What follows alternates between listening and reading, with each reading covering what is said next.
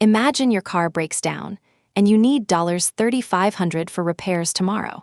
Without an emergency fund, that's either a loan or more credit card debt. An emergency fund is your financial lifeboat. Here's why it's crucial. Think of an emergency fund as insurance, but without monthly premiums. It's self-funded and always ready to deploy. A common myth is that you can just use your credit card for emergencies.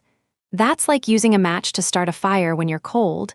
It solves one problem but creates another. In reality, an average household could face nearly $2,000 in unexpected expenses per year.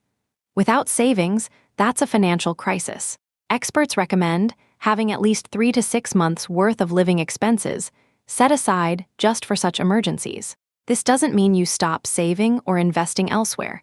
It's about having a dedicated buffer to avoid financial disaster. Remember, this is general education, not personalized advice.